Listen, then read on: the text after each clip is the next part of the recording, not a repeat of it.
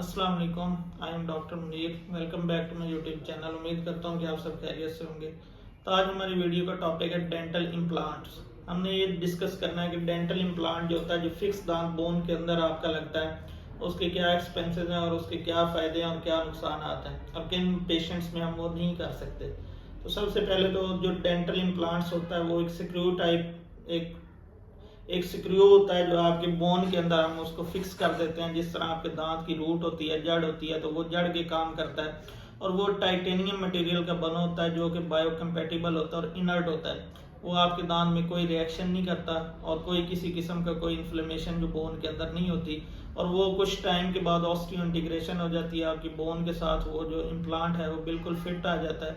तो उसके बाद हम जो है उसके ऊपर आपका क्राउन लगा देते हैं और ये आपका डेंटल इम्प्लांट का प्रोसीजर कंप्लीट हो जाता है।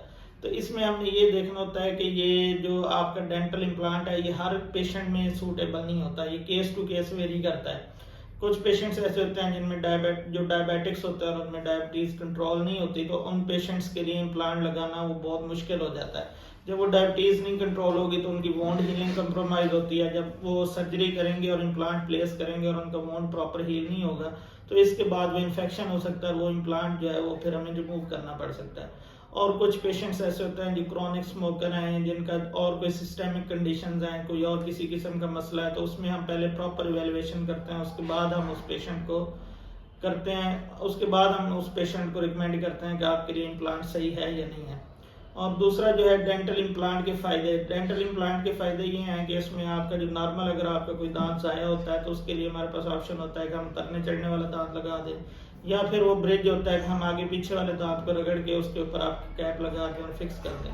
लेकिन इसमें जो उतरने चढ़ने वाला होता है वो बहुत ही अनकंफर्टेबल होता है। उसमें ये होता है कि बार बार आप बोलेंगे तो वो दांत हिलेगा, जब आप कोई मूवमेंट करेंगे, खाना खाएंगे तो वो दांत आपके हिलेंगे।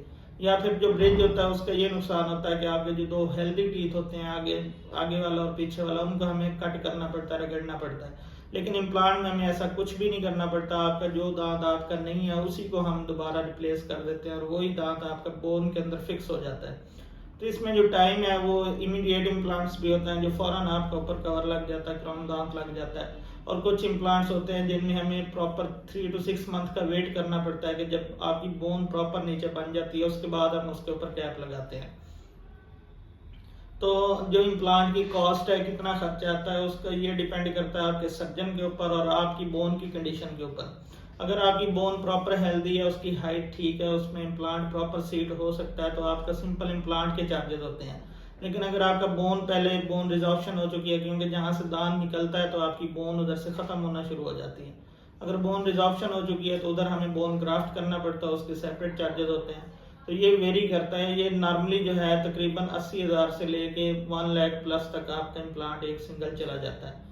तो उम्मीद करता हूँ कि आपको ये वीडियो अच्छी लगी होगी और इन्फॉर्मेटिव लगी होगी। अगर आपको ये वीडियो पसंद आई है तो इसको लाइक करें और आगे अपने फैमिली मेम्बर्स और फ्रेंड्स के साथ शेयर करें और हमारे चैनल को सब्सक्राइब करें। अल्लाह हाफिज़।